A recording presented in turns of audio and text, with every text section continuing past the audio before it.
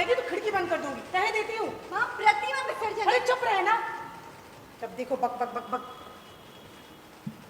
वहाँ पांडाल भी कैसा सजाया था, कितने पैसे हैं इनके पास। पैसे?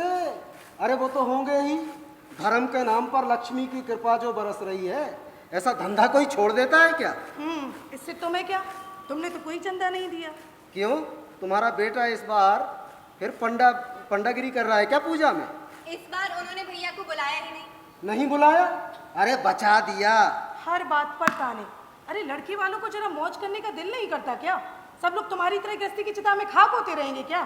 हाँ हाँ, गृहस्थी की चिता में क्यों जले, पंचायती तमाशों में चौधरी बने फिरेंगे, गृहस्थी जाए भाड़ में। अरे तो लड़के का कसूर क्या है? पढ़ाई लिखाई कर कर भी उसे कोई नौकरी नहीं मिली। पढ़ाई लिखाई? अरे वो तो गाय की पूंछ की तरह है, मक्खी मच्छर भगाने के काम तो आ सकती है, लेकिन रोटी का जुगाड़ करने और थनों में दूध भरने के काम नहीं आ सकती। हमारी जिंदगी भी कोई जिंदगी है, एक जगह खूंटा गाड़ कर बैठो तो हिलने डुलने का नाम ही नहीं। गृहस्थी के कपाट पर तो ताला पड़ा हो जैसे। इस जून का खाना बनेगा क्या? खाना नहीं बनेगा तो तुम्हें ये पका पकाया भात कौन परोस कर देगा?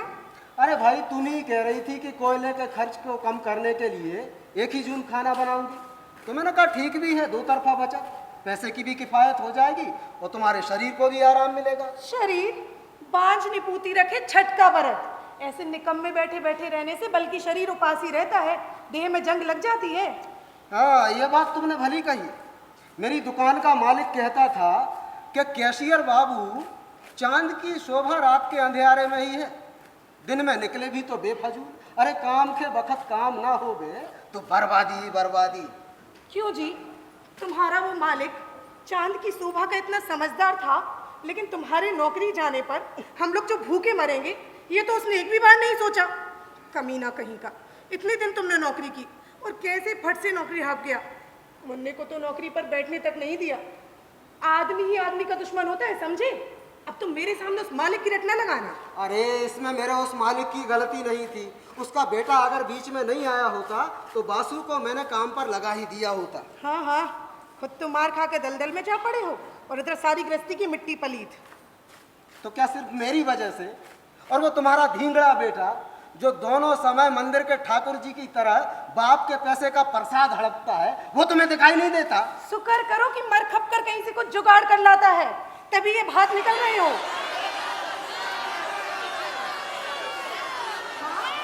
कितना शोर हो रहा है, लगता है दंगा हुआ। हे भगवान, अभी और क्या क्या देखना पड़ेगा। अभी तो शुरुआत ही है। जानती हो, हमारे जमाने में माँ बाप दंगे फसाद के नाम पर आंखें बंद कर लिया करते थे, और अब गली गली में बदनसीबी की छाया मंडरा रही है, किसी को कोई होश ही नहीं। रिंकू, साल चल रही है, चूल्हा सुलगा ले। मैं भी यही सोच रही थी। सोचती तो रहती है, बस करती है कुछ अपने मन से। अब यहाँ वहाँ क्यों घूम रही है? माचिस ढूंढ रही। नहीं नहीं, झूठ मूठ माचिस की तीली फूकने की कोई जरूरत नहीं है। अपने बाबू के पास से डिबरी से कागज जला ले, उसी से चूल्हा सुलग जाएगा। ए, हट। अब क्या हुआ? बापू कागज नहीं लेने दे रहे। क्यों? ये कौन से आपके जमीन जायदाद के दलील दस्तावेज हैं जो एक कागज लेने से हजारों का नुकसान होगा? तू एक कागज ले और चूल्हा सुलगा। अरे भाई, थोड़े से पैसे की बचत कर रहा हूँ, उसमें भी जहर भरी नजर लगी है तुम लोगों की। जानती हो, यह किताबें करने से लाइब्रेरी से और 101 किताबें मिलेंगी। कितना नफा है इसमें? हाँ, खाक होगा नफा। महीने भर से तो देख रही हूँ मैं, मोटी मोटी किताबों की जिल्दों पर लेई पोत रहे हो और ये मोटे मोटे सुई तोड़ रहे हो। क्या फायदा हो रहा है? सुनूं तो मैं। अरे भाई, थोड़ी बहुत भूल चूक तो होती ही है। पहले कोई काम करो तो इस धान के साथ थोड़ा चावल भी जाया होता है। और एक बात बताऊं, इस काम से जो थोड़ा बहुत पैसा मिलेगा ना, तुम ही झपटोगी। हाँ हाँ, मैं ही तो झपटती हूँ तुम्हारा पूरा पैसा। रिंको, ये रिंको, पानी लाना जरा। बापू, तुम्हारे पास जो ये किताबें हैं वो नगेन दत्त ने मंगवाई हैं। क्यों? लाइब्रेरी की किताबें कोई और बाइंडिंग कर रहा है। कोई और बाइंडिंग कर रहा है? अरे लेकिन बाइंडिंग की बात तो मेरी हुई है भाई। अब वो सब मुझे नहीं पता बापू। उन्होंने कहा 1 महीना होने को आया है, किताबें अटकी पड़ी हैं, जल्दी लौटा दें। 1 महीना कहाँ, अभी 27वां दिन है आज। और ठीक करने की कोशिश ही तो कर रहा हूँ। तूने ये सब बातें बताई नहीं उनको। इतनी बातों से क्या फायदा है बापू? उन्होंने कहा है किसी और से बाइंडिंग करा लेंगे, तुम लौटा देना किताब। किसी और से बाइंडिंग करा लेंगे? ठीक है। अरे तो ऐसे महीने भर घर में डाल के रखने से काम चलता है कहीं? बासु, तूने कहा क्यों नहीं?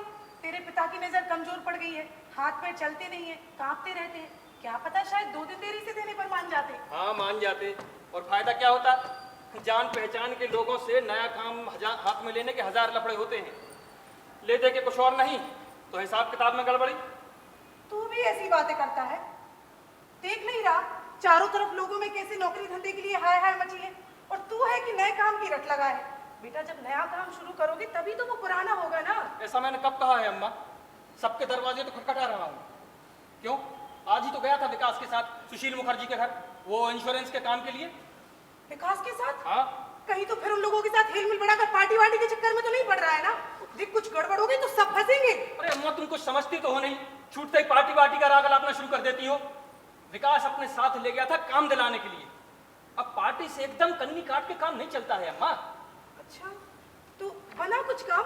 अब विकास तो कह रहा था कि जब सुशील बाबू तेरे गांव के हैं तो अपने बापू को ले जा और उनसे एक बार मिल ले। सुशील? कौन सुशील? अरे अपने इलाके के एमपी हैं, अपने गांव के ही तो हैं। अच्छा हो, तो फिर तुम बासु के साथ एक बार हो क्यों नहीं आते? कह रहा है कि नौकरी का मामला है। क्यों जी? हाँ मैं कह रही थी कि तुम बासु के साथ हो आओ ना एक बार। अरे सब बेकार है, इन अमीरों के यहाँ धरना देने से कोई फायदा नहीं। जानते हो ये लोग अपने राजनीतिक फायदे के लिए अपने माँ बाप तक को नहीं छोड़ते। अरे बापू वो सब बातें तुम छोड़ो, तुम जाओगे या नहीं ये बताओ। हाँ ये बताओ तुम जाओगे या नहीं? अरे मैं सोचता हूँ कि बासु की नौकरी का मामला है, वही जाकर अपनी पूरी जानकारी दे, और नौकरी के इंटरव्यू के लिए भी तो उसे ही बुलाएंगे या कि अरे बापू गांव की रिश्तेदारी के अलावा एक और झंझट है। क्या? क्या है अम्मा? ये इंश्योरेंस का काम है तो कुछ शर्तें वर्तें होंगी। क्या पता तुम्हें सिक्योरिटी गारंटर बनाना चाहते हो। सिक्योरिटी गारंटर मुझे? हाँ हाँ तो क्या हुआ, तुम उसके बाप नहीं हो क्या? अरे भाई तो बाप होने भर से कोई सिक्योरिटी गारंटर बन जाता है क्या? अरे बापू अब वहां बिना जाए पता कैसे चलेगा कि मामला क्या है? हाँ हाँ, हाँ? तुम एक बार जाना तो जरूर चाहिए ना। हाँ? आई दैया रे। अम्मा अम्मा जल्दी चलो, घोर दादी फिसल के गिर गई हैं। कहाँ गिरी? बाहर। चल चल चल जल्दी आ। अरे दादी आराम से उठो उठो उठो, संभाल के आराम से आराम से। इस अंधेरे वाले रास्ते से क्यों आती हो दादी? अरे भैया अब जे लंबे वाले रास्ते से आने को जी नहीं करे है ना। आराम से।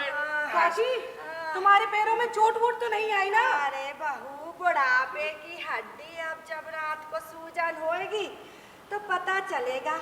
वैसे भी मर जाऊं तो अच्छा ही है, इस जवान के कंधे पे सवार होके चली जाऊंगी। अपने पोते को तो खाए के बैठी हूँ, अब तो जितनी जल्दी जाऊं उतना ही अच्छा। हाँ दादी ये सब कुछ नहीं होने का, तुम घर जाके हल्दी चूना लगा लेना, सब ठीक हो जाएगा। अरे भैया हल्दी चूना कहाँ से लाऊं? चूल्हे की मिट्टी का लेप लगा लूंगी। क्यों रे, तू कहीं जा रहा है क्या? हाँ अम्मा ट्यूशन है। तो बाबू नहीं जा रहे क्या साथ में? कहा तो है नहीं जाएंगे। कौन नहीं जाएगा बहू? इसका मतलब तेरी नौकरी नहीं लगेगी ना? किसकी नौकरी नहीं लगेगी बहू? कौन नहीं जाएगा? बापू बापू की बात हो रही। अच्छा अच्छा तिसाम घर पर है? होंगे क्यों नहीं, हाँ। वे लेटे हैं चारपाई पर। क्यों रे तिसाम, संजा बखत लेटा है, उठ उठ। नौकरी पर जाने लगा क्या रे? अरे काकी अब कोई नौकरी वोकरी नहीं है। तो बहू काय की बात कर रही है? मैं तो मुन्नी के साथ हो आने के लिए कह रही थी। अब आप ही बताइए, ऐसे घर में बैठे बैठे जोड़ों में दर्द नहीं होने लगता? और काकी लड़के को भी जाने क्या जरूरत है? हाँ लड़के की जरूरत, ये है असल बात काकी। अब मेरा क्या है, मेरे तो कब्र में पैर लटक रहे हैं, शरीर में गठिया भी हो तो क्या। ऐसे बोल ना बोलते साहब, उम्र के उस तरफ कौन बैठा है कोई कह सके है क्या? नहीं तो इन्हीं आंखों के सामने जब जवान बेटे को ले गए तो एक बार भी भगवान ने ख्याल किया क्या? अब जब वो कह रहा है तो जा, उसकी जरूरत से ही चला जा, जा हो। अरे घर में हीरा रहते उस पे धूलगा तो ना चढ़ने दे, नहीं तो बाद में देखेगा इतना सब करके भी दुनिया का पेट कभी नहीं भरता। अच्छा अम्मा मैं चलता हूँ फिर। ठहर जा, मैं भी चलूँगा। हाँ जा हुआ हुआ। अच्छा दादी, तुम वो कहानी सुना रही थी ना? अच्छा मेरा बच्चा कहानी सुनेगा। अच्छा मैं तेरे को एक कहानी सुनाऊंगी, विक्रम और बेताल।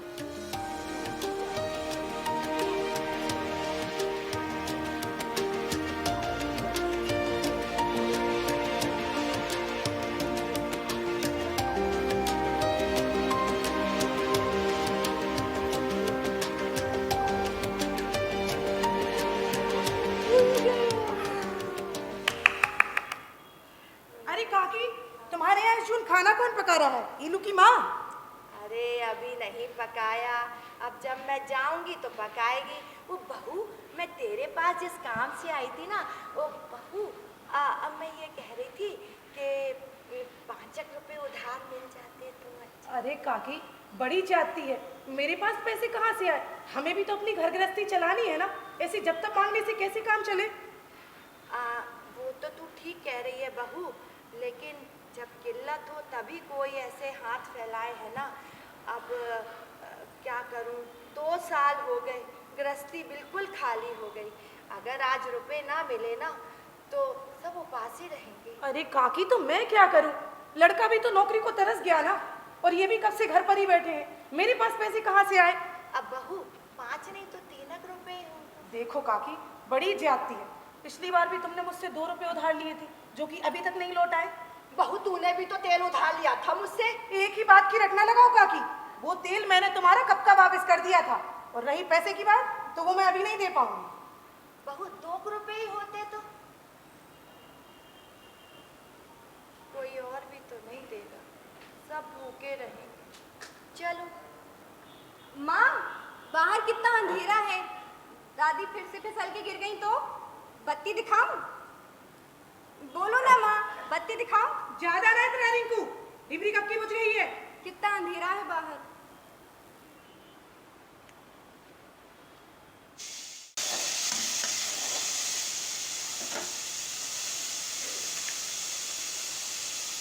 हाँ हाँ, पार्टी वार्टी के लोग होंगे भाई, अब वहाँ तो भीड़ भाड़ लगी ही रहती है। हाँ हाँ।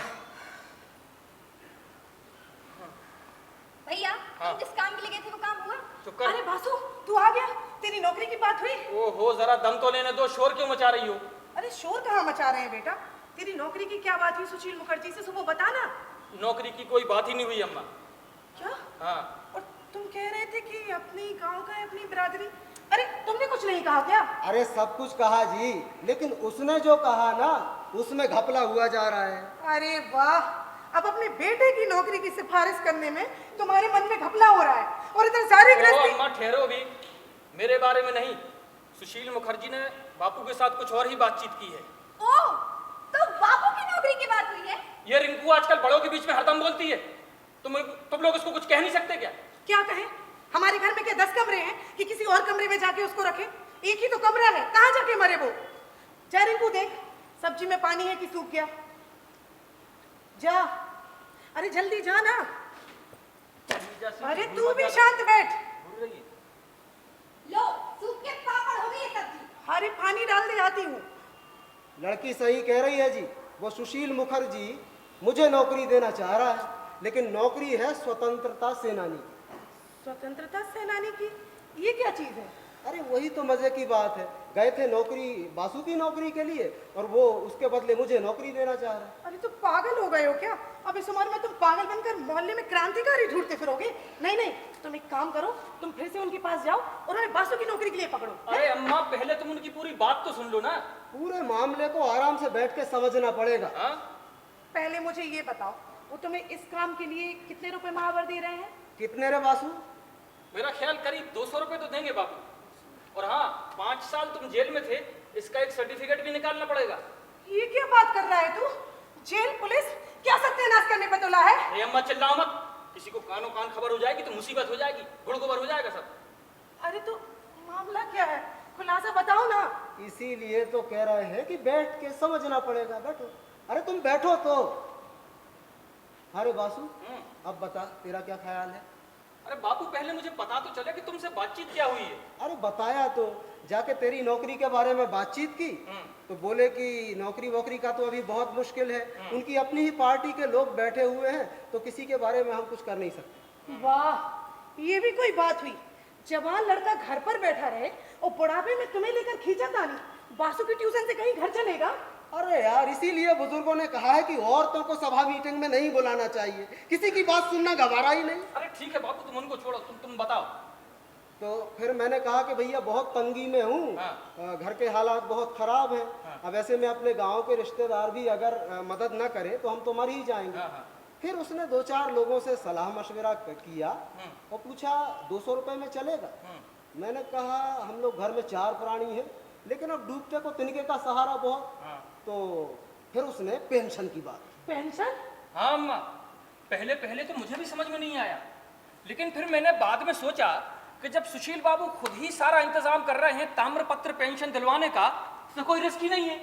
आफ्टर ऑल रुपए तो मिलेंगे। वही तो। हाँ? अरे मुझे समझ में नहीं आया बेटा, तू मुझे समझा कर बता ना पूरी बात। ओहो अम्मा, सरकार आजकल आजादी की लड़ाई लड़ने वाले क्रांतिकारियों और देशभक्तों को ताम्रपत्र पेंशन दे रही है। हाँ? समझी?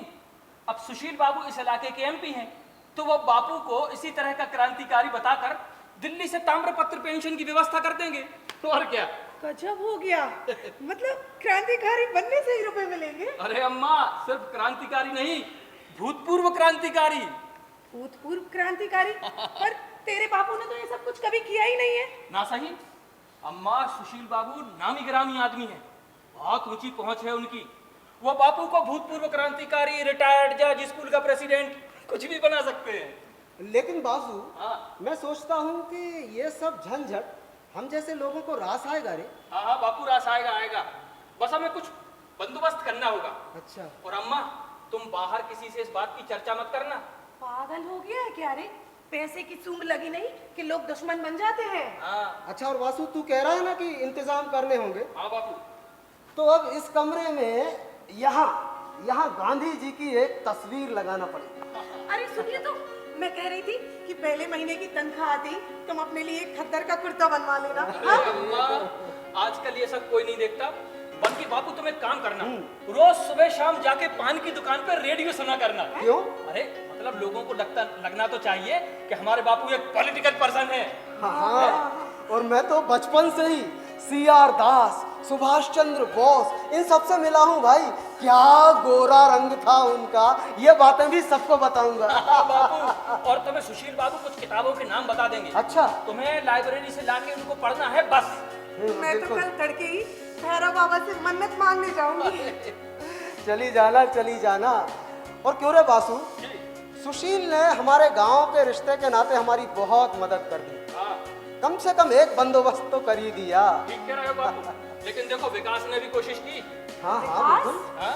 छोड़ो उसकी बात, वो तो एक गुंडा है ना। अरे वाह, विकास की बात क्यों छोड़ो, उसी की बदौलत तो सुशील बाबू के पास जा चुके। हाँ? अच्छा बापू, ये विकास जो है ना, सुशील बाबू की पार्टी का जब्बर पंडा है। अच्छा। हाँ, ये सुशील बाबू वगैरह तो रूप कथा के राजकुमार हैं, जिनके प्राण एक तोते के शरीर में बंदी हैं, और वो तोता है विकास के कब्जे में।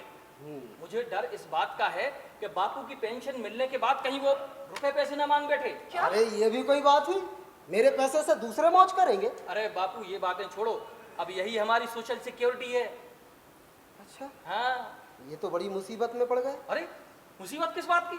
अरे यही विकास जैसे गुंडों के चक्कर में फंसना, और फिर सुशील वो झूठ फरेब से दिल्ली से पेंशन ला देगा, और फिर उसके बाद अपने जान पहचान के लोगों को कहीं कानों कान खबर हो गई तो झंझट, लोग अब हम पर शक नहीं करेंगे। अरे नहीं बापू, कोई शक नहीं करेंगे, तुम बिल्कुल परेशान मत हो, इतना मत सोचा करो बापू। इसको देखो, ये देखो। अरे उसे परेशान मत कर रे। चल रसोई में, जब देखे जब खिड़की पे चल। चल रिंकू। घूर मत, चल।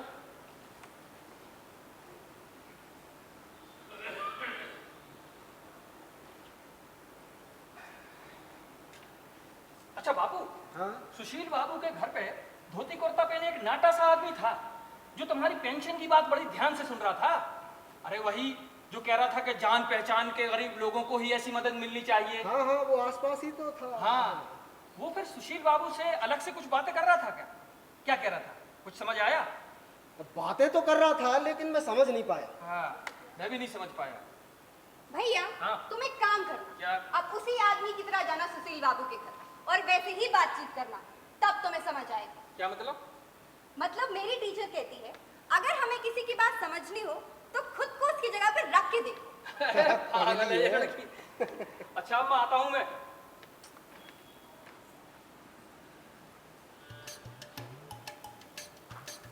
रिंकू, ए रिंकू, हाँ? इधर आ बेटा। हाँ? जरा अपनी हिस्ट्री की किताब तो दे। अभी नहीं। जल्दी ला बेटा। चलो। हिस्ट्री की है ना? ठीक है, तू अब जा। सिपाही विद्रोह हुआ था 1857। नहीं, ये तो बहुत पुरानी बात है। अच्छा रिंकू, एक बात बता, खुदीराम बोस को फांसी कौन से सन में लगी थी? पानी लाओ बाबू। ये बदमाश लड़की, मैं पूछ रहा हूँ खुदीराम बोस को फांसी कौन से सन में लगी थी? अरे तेरी स्कूल में ये सब पढ़ाते हैं कि नहीं? अरे तेरी किताबों में ये सब लिखा है कि नहीं? नहीं, नहीं लिखा। तुम बताओ ना बापू, कब लगी थी फांसी? मैं बताऊं? हाँ लगी थी ना, बाद में बताऊंगा मैं, बाद में बताऊंगा। बताओ ना बापू, विक्टोरिया रानी कब बनी थी? विक्टोरिया रानी, हाँ हाँ बनी थी, बन गई थी ना। अब हाँ इसी में तो लिखा था कहीं, मैं बताता हूँ। ना जी, देख के नहीं बताना, बिना देखे बताओ। बिना देखे? चल तू पूछ। ठीक है, तो बताओ हमारी दो तरह की आजादी की तारीखें कौन कौन सी? दो तरह की आजादी? पागल हुई है क्या? दो तरह की आजादी नहीं जानते? एक 15 अगस्त, एक 26 जनवरी। अरे हाँ, कितनी होशियार है मेरी बिटिया। अरे रिंकू झिंकू, रिंकू, आज फिर बिना मुंह धोए बासे मुंह तूने नाश्ता कर लिया ना। अब देखना तेरे सारे दांत टप टप टप टप के टपक जाएंगे, कोई तुझसे विवाह न करेगा। ए बेटा नाराज हो गया? नहीं, चल ले इसको, रखा अंदर, चल चल पकड़ पकड़ पकड़। अरे बाबा तो शामपति, ये उल्टा अखबार लेकर आप क्या कर रहे हैं? अरे तो आजकल खबरें भी तो उल्टी आ रही हैं। अरे तुम सीधा पकड़ो भाई, सीधा पकड़ो, सीधे से ही सीधा देखो। और यहाँ इस समय बैठे क्या कर रहे हो? तबीयत ठीक है क्या तुम्हारी? मेरी तबीयत को क्या हुआ भैया, बस ठीक है एकदम चंगा हूँ। अरे अरे भैया वो तो मैं ऐसा ही, वो बिटिया भैया। नहीं, हिस्ट्री। अच्छा तो शाम भैया, मालूम है बचपन में मैं हिस्ट्री को क्या कहता था? क्या कहते थे? मैं कहता था हिज स्टोरी। अच्छा। और मन ही मन समझ सोचता था कि ये सारी हिस्ट्री में हिज कौन है। हाँ। फिर क्या हुआ कि हिज मास्टर बॉयज ने कुछ गोलमाल कर दिया। हाँ। तो मैंने जब हिस्ट्री के हिज को और मास्टर के हिज को मिलाया तो क्या निकला? क्या निकला? बाबू, कुत्ता निकला।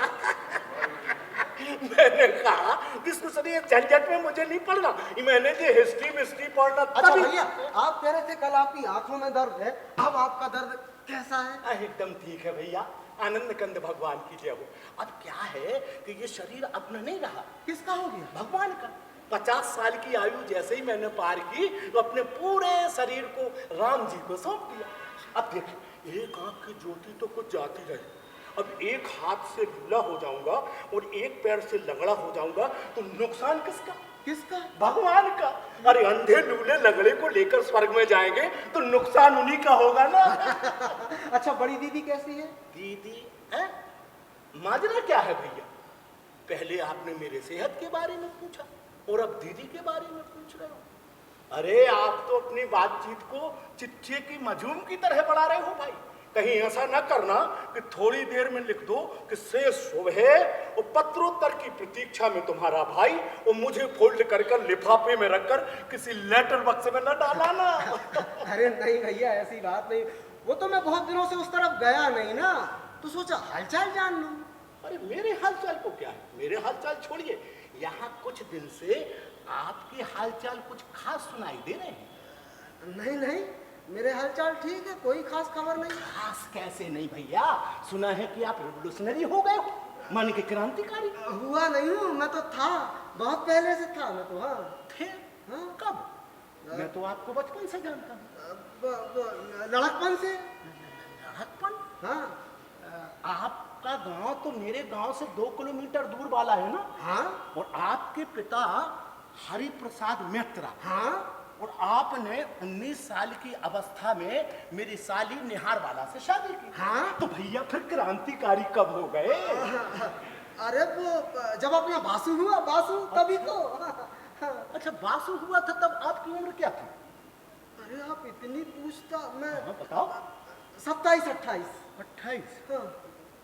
मतलब कि 19 साल में आपने अपनी शादी की, फिर जब 28 साल के हो गए तब आपने संतान पैदा कर दी। इसी को क्रांति कहते हैं क्या? नहीं भैया, ऐसी बात नहीं है। हमारा तो कुछ और ही हिसाब है भैया। वो क्या है कि 21वें साल में हमने शादी की और 22वें साल में संतान पैदा कर दी। भैया हमें तान पत्र मिल जाएगा? अरे नहीं भैया, आप मेरी बात को पकड़ नहीं पा रहे हैं। मैं उसी दौरान क्रांतिकारी था। रहे होगे भैया। अब क्रांतिकारी वालों को कौन जान सकता है, बताओ। वो अंदर क्या कर रहे हैं, बाहर क्या करेंगे, कब अंदर आ गए, कब बाहर चले गए, कोई नहीं जानता, मैं भी नहीं जानता। अच्छा भैया ये बताओ कि क्रांतिकारी होने से कुछ मिल रहा है क्या? हाँ, सरकार कुछ मासिक खर्च देगी ऐसा कहा है। हद हो गई यार भैया, सरकार के भरोसे रहे तो हो गया सब काम। अरे सरकार तो सुरक्षा से निराकार है, अभी है अभी नहीं। उसको पकड़ ना पाओगे, पकड़ने जाओगे ना फिर नहीं पकड़ सकती। अच्छा। लेकिन अगर उसको आपको पकड़ना पड़ा तो ना जाने कहां से टप से आकर टपक जाए। अच्छा क्यों रे बासु, हुआ कुछ काम? हाँ, अभी तक का तो हो गया, फिर जाना पड़े शायद। मुझे भी चलना होगा। हाँ, दोनों ही चलेंगे। कहाँ जाओगे? अब वो वहाँ बासु की नौकरी के सिलसिले। किसके पास जाना है? अरे वो अपने वो बासु तू बताना कहाँ जाए? जी, जाएंगे मेरे एक दोस्त के एक पिताजी के पास।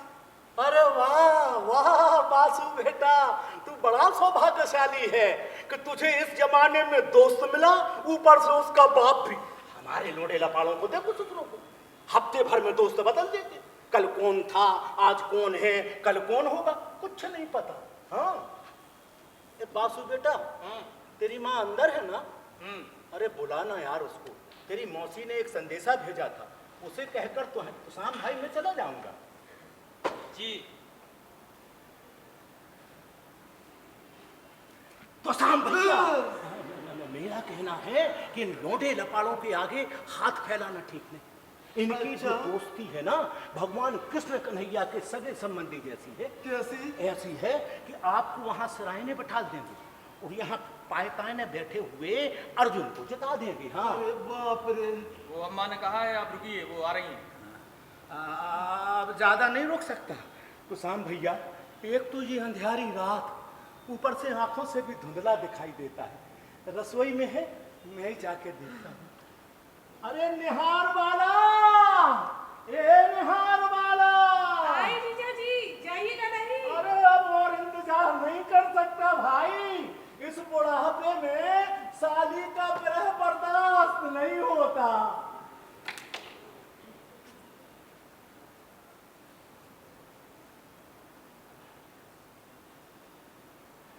बापू, अरे मैं हूँ वो भाई। मैं ये कह रहा हूँ सारा बंदोबस्त हो गया। अरे वाह, हाँ, अब सुशील बाबू के सामने फॉर्म पे तुम्हारे दस्तखत होने बाकी हैं, बस। बहुत अच्छे।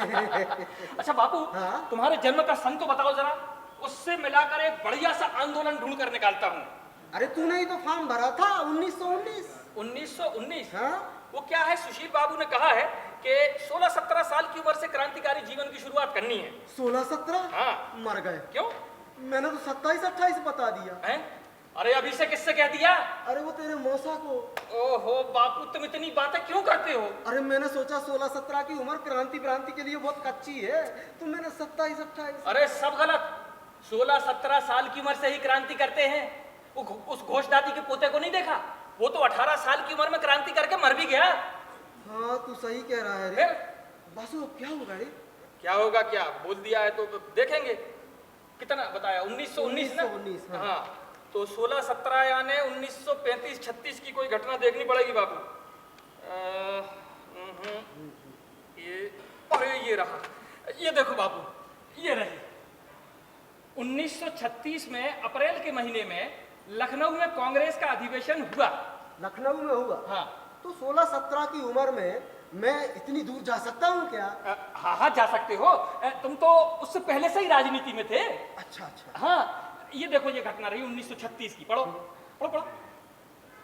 अंडमान से लौटे काले पानी की सजा पाने वाले कैदियों को तब भी रिहा नहीं किया गया, इसीलिए गांधी जी ने अनशन सत्याग्रह प्रारंभ किया। इसी आंदोलन में तुमने पहले काम शुरू किया। तब मेरी उम्र थी 18 साल। 18? नहीं बापू, 18 तो थोड़ी ज्यादा लग रही है। 1 आध साल पहले से शुरू करना चाहिए। अच्छा हाँ। नहीं यही ठीक है ना, बंदी मुक्ति का आंदोलन है। हाँ। उसमें गांधी जी भी हैं। हाँ। और फिर क्या तेरी उम्र गिन के आंदोलन होंगे? ओहो बापू, अब आंदोलन तो हो गया। हाँ। उस आंदोलन में तुम्हारी उम्र फिट करनी है बस। तो फिर तू एक काम कर, हाँ। मेरी 17 साल की उम्र फिट करके और एक दूसरा आंदोलन देख। मैं देख रहा हूँ। हाँ, देखो ये रहा, बंदी मुक्ति हो गया, गांधी जी हो गए, और ये मिल गया बापू। ये है, देखो ये देखो 1936 में कांग्रेस सदस्यों की संख्या थी सिर्फ 4,59,000। अच्छा। फिर फैजपुर कांग्रेस सदस्यों की संख्या बढ़ते हो गई 6,36,000। बापू तुम इसी समय कांग्रेस के सदस्य थे। कांग्रेस का सदस्य? हाँ। अरे भाई मुझे क्रांतिकारी बनने को कहा गया है। अरे हाँ सदस्य ही होना है, नहीं रुपए नहीं मिलेंगे, भूल जाओ। अच्छा ऐसा है? हाँ। तो फिर ठीक है। हाँ। और तू एक काम कर बासु। क्या? तू या तो रख दे मुझे सुभाष चंद्र बोस के साथ, हैं? या फिर रख बंगाल के महान क्रांतिकारियों के साथ।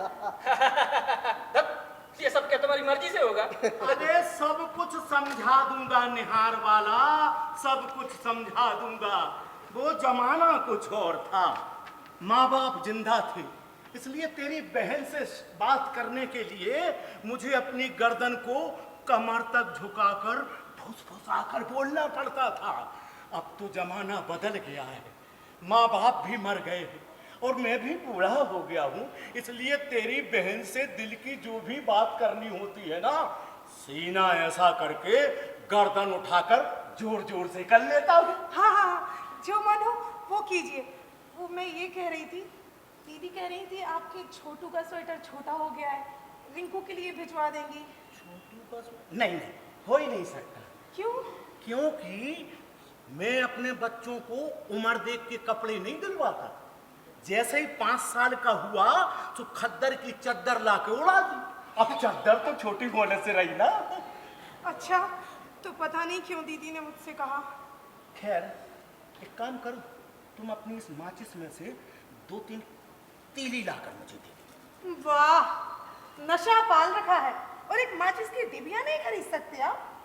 अरे सब कुछ खरीद सकता हूँ भाई, सब कुछ खरीद सकता हूँ, लेकिन क्या है कि जैसे ही मैं बीड़ी निकाल कर अपने होठों से लगाता हूँ ना, तुम्हारी बहन की आंखों में से चिंगारी छूट पड़ती है, सारी बीड़ी जलकर खाक हो जाती है। भाई तुम तो एक काम करो, 2-3 तीली दे दो मुझे। 2 ही दिन। बिल्कुल बिल्कुल, अभी तो काम चलेगा। अच्छा तो शाम भैया, वो क्या है कि अंधियारी रात आंखों से धुंधला दिखाई देता है, इसलिए मैं जा रहा हूँ आनंद कंद भगवान की। जल्दी जा रहा है? नहीं रुक जाता हूँ। नहीं मैं कह रहा हूँ जल्दी जाइए, दीदी इंतजार कर रही हूँ। ठीक है तो जाता हूँ।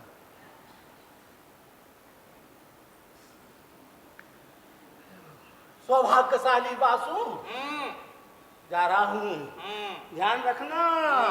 आनंद कंद भगवान की जय, आनंद कंद भगवान।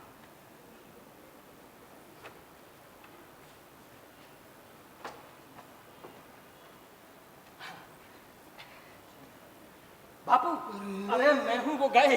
डरा देता है। तो मैं कह रहा था 1936 से तुम्हारे राजनीतिक जीवन की शुरुआत हुई। अच्छा, हाँ। उसके बाद? उसके बाद की घटनाओं के लिए हमें किसी की जीवनी पढ़नी पड़ेगी बापू। अरे तो वो जीवनियों की किताब लाना बेटा, निकाल दे। अब मैं कल ले आऊंगा बापू, आज तो नहीं ला पाया। अच्छा बापू, 17 साल की उम्र में तुम कहाँ थे? 17 साल की उम्र में गांव में था। तेरे दादाजी जिंदा थे और स्कूल की पढ़ाई होते ही सतकलुआ के खेत की उन्हें जिम्मेदारी सौंप दी, सो जुट गया। वो सब तुम भूल जाओ। भूल गया? भूल गए? तब तुम क्रांतिकारी थे। हाँ, तो फिर तू एक काम कर, हाँ। मुझे नए सिरे से एक एक सारी बातें सिखा पढ़ा दे। ठीक है बापू, मैं तुम्हें सब बता देता हूँ। देखो ये लो बापू, मैं तुम्हें सब सिलसिलेवार बता देता हूँ। हाँ। तुम ध्यान रखना है। बिल्कुल, हाँ। देखो ये 1930 से 35 तक विनय बोस, सुधीर गुप्त, रामकृष्ण राय और भवानी भट्टाचार्य, ये सब लोग आजादी की लड़ाई में शहीद हुए। अच्छा, हाँ। फिर 1937 में सरकार के कानून के अनुसार कांग्रेस ने चुनावों में हिस्सा लिया। अच्छा, हाँ। फिर देखो ये लिखा है, विभिन्न स्थानों पर मंत्रिमंडल बनाया। अच्छा, हाँ। फिर देखो, अंग्रेजी शासकों ने इन मंत्रियों की दक्षता की भूरी भूरी प्रशंसा की। अच्छा, अरे फिर क्या, इसी चुनाव में तुम थे। अच्छा, फिर? अरे नहीं, मेरा मतलब मंत्री बना था। मंत्री बना था? अरे कार्यकर्ता थे। कार्यकर्ता? हाँ। बासु, तू ये सब जो मनगढ़ंत बातें बना रहा है इन किताबों में से देखकर, ये किताबें दूसरे लोग भी तो पढ़ते होंगे ना बेटा। हाँ। अगर हमारा झूठ पकड़ा गया फिर? अरे अम्मा क्या बात करती हो, झूठ कैसे पकड़ा जाएगा? तुमने देखा नहीं, बड़े बड़े नेताओं के नामों के साथ कितने लोगों के नाम लिखे रहते हैं कि वगैरह वगैरह वगैरह शामिल थे। मैंने सब पढ़ा है अम्मा। अगर कोई कुछ पूछेगा तो हम कह देंगे हमारे बापू सी वगैरह वगैरह वगैरह में शामिल थे। हाँ। हैं? हाँ, ठीक है ठीक है, जो भी करना है पक्का पक्का करना। हाँ। नहीं तो हमारी जो फूटी किस्मत है ना, कुछ भी तो रास नहीं आता। अरे भगवान, 200 रुपए महीना भी देंगे ना तो हमारा बहुत बड़ा काम बन जाएगा। अरे बापू, जब सुशील बाबू ने अपने हाथ में काम लिया है तो बंदोबस्त ठीक ठाक हो ही जाएगा। हाँ, पैसे कब से मिलेंगे रे बासु? पैसे कब से मिलेंगे अम्मा, ये तो पता करने के लिए आज जाना पड़ेगा वहां पे। बापू, हाँ। अब हमें चलना चाहिए। हाँ, हाँ, चल। ए रिंकू, जरा टाइम देखना कितने बज गए। बापू जो बताया ध्यान रखना, भूलना मत। हाँ हाँ, बिल्कुल।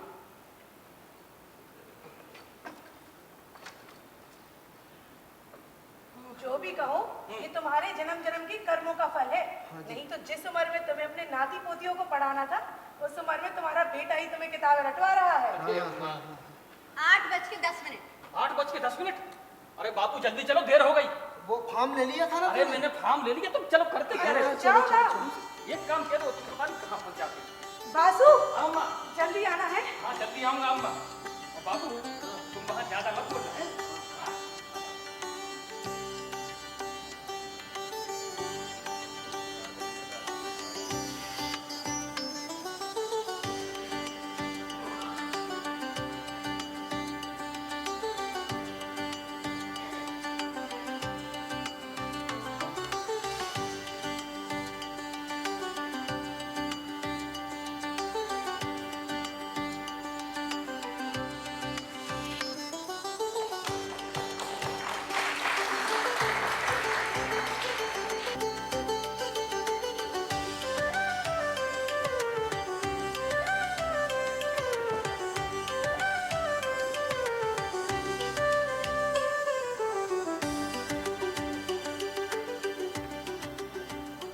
हाँ तो भास्कर, तू बिल्कुल चिंता मत कर, अपने वो कागज वागज निकाल के रख ले।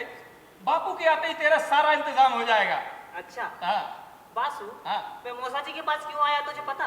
हाँ, मैंने कहा था ना मजा आएगा। अरे बेटा, मैं तो कहता हूँ तू भी भाषण देना सीख ले। कितना मजा आया है। रख दे यहाँ सारा सामान और जा अपनी अम्मा को बुला ला, दिखाइए सब चीजें, जा। अरे बापू, सब ठीक ठाक हो गया? अरे क्या बंदोबस्त किया था भाई, हाँ। कितनी भीड़ भाड़, और मुझे तो फूलों से लाद दिया। अरे वाह, तो क्या तुमने भाषण वाषण भी दिया? अरे सब कुछ बोल दिया। भैया, तुम्हें पता है आज बापू ने तुम्हारी लिखी पर्ची को बिना देखे बोला है। अरे वाह बापू। कितनी बार बोला है कि बीच में मत बुला कर। अरे मैंने तुझसे कहा ना, अम्मा को बुला के ला, दिखाइए सब चीजें, मिठाई मिठाई खिला। अरे बापू, ये सब बातें बाद में होती रहेंगी। हाँ? तुम इससे मिलो, ये भास्कर है। ये नमस्कार मौसा जी। मौसा जी? जी मौसा जी।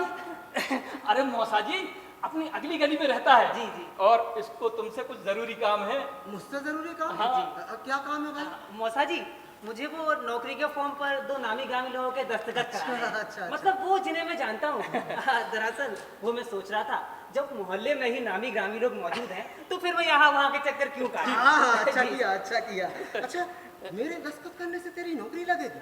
नहीं, नौकरी नहीं, एप्लीकेशन सबमिट करना है बस। अच्छा। जी, बासु, हाँ। इधर आ। हाँ। अरे तू भी इस कंपनी का नाम पता लेकर रखना, तुझे भी जरूरत पड़ जाए कल को। अरे मुझे कोई जरूरत नहीं बाबू, तुम साइन कर दो। अरे तेरी नौकरी लगने से तेरा कोई नुकसान होगा क्या? नहीं, वो मेरा मतलब है मौसा जी कि यहाँ एक ही पोस्ट है और इसके अलावा तो अरे भाई, मैं ये कह रहा हूँ कि मेरे घर में इतने बड़े लड़के की नौकरी नहीं लगने से काम कैसे चलेगा? है, और तू ही कह रहा है कि एक ही पोस्ट है। अब कंपटीशन वगैरह तो होता ही है ना। अरे कोई कंपटीशन नहीं है यार। अरे भास्कर का कोई सोर्स है, इसी से दे रहा, तुम साइन कर दो। ओ सेटिंग, हैं? आपका पूरा बंदोबस्त पहले से ही है। नहीं, ऐसा नहीं है, मतलब एक कोशिश करके देख रहा हूँ बस। ना यार। अरे बाबू, तुम साइन कर दो। रहने दे, रहने दे। नहीं है। अरे, रहने दे। रहने दे। ठीक है। अच्छा, हाँ? तू कह रहा था कि इस पे 2 लोगों के दस्तखत होना है। जी। तो एक तो मैं, हाँ। और दूसरा कौन? अरे वही हमारे अधूर चटर्जी।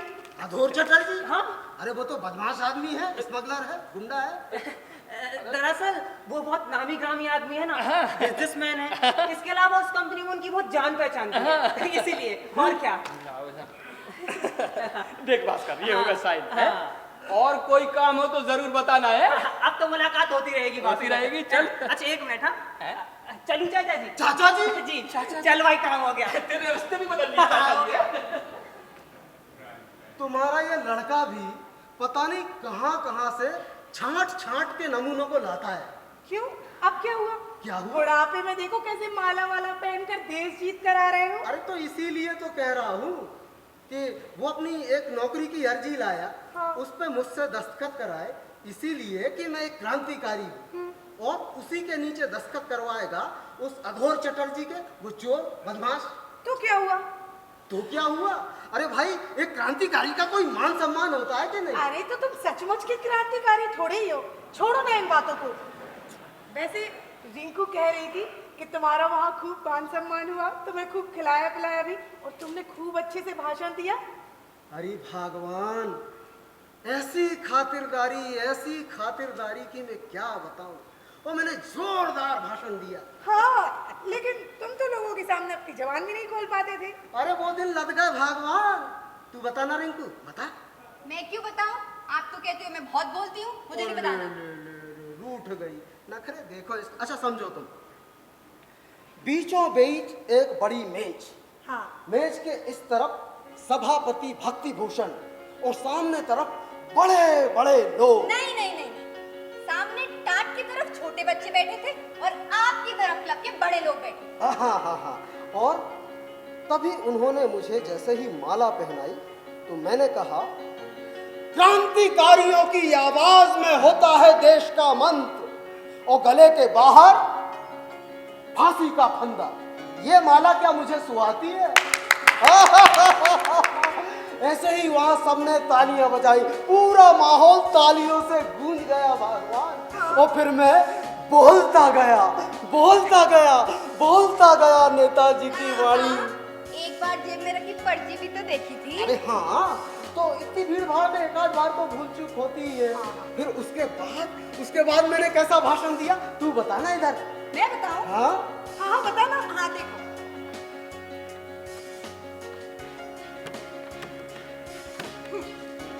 ये रहा स्टेज। ठहर जा, ये चश्मा ले। और ठहर, ये टोपी ले।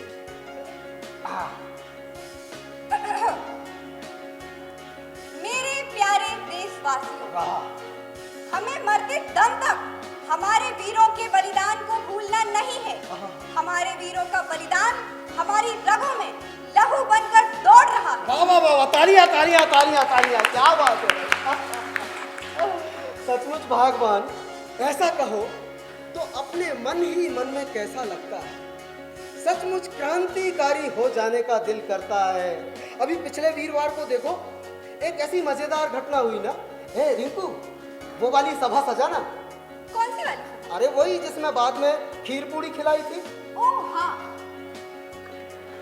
हाँ, ऐसे ही बीच में बैठा था मैं, और मेरे पास ही बैठा था वो अघोर चटर्जी। और तभी किसी ने कहा कि देश में आजादी आई है खुदीराम बोस और भगत सिंह के खून से, साथ ही विशाम बाबू जैसों की लड़ाई से। हाँ, तो मैंने खड़े होकर कहा कि देश में आजादी आई है ये ठीक है, लेकिन ये युवा क्रांतिकारी आज भी हमारे बीच होते तो देश में उन्नति की प्राण प्रतिष्ठा करते।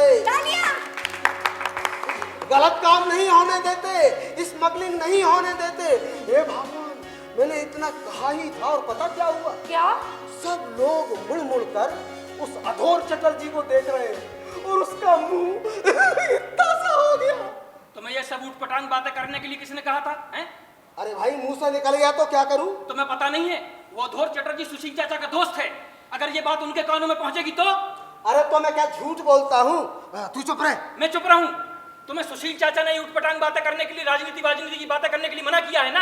अरे भाई, तू भी ऐसी बातें कर करके मुझे डराता है। अरे एक क्रांतिकारी हूँ मैं, राजनीति की बातें नहीं करूंगा तो लोग मुझ पर शक नहीं करेंगे। अरे बापू, तुम्हें जो बोलना होता है वो मैं तुम्हें लिख कर देता हूँ, फिर तुम अपने मन से बना बना कर क्यों बोलते हो? तुमने उस मीटिंग में विकास लोगों के बारे में भी उठपटांग बातें की हैं। अरे विकास लोगों के बारे में कहा, मैंने तो उन गुंडों के बारे में कहा। तुमने कहा सरकार ही गुंडों को पाल रही है। वो मुझे ध्यान नहीं है। अरे बापू, तुम्हें क्या हो गया है? सरकार से तुम्हें रुपए मिल रहे हैं और तुम उसी के खिलाफ जो मर्जी आए सो बोले जा रहे हो। अरे भाई, सरकार के बारे में कहा, मैंने तो उन गुंडों के बारे में कहा। अरे तो बाबा, एक ही बात है ना। अरे तो छोड़ो ना, इन बातों को लेकर घर में बहस करने की क्या ही जरूरत है?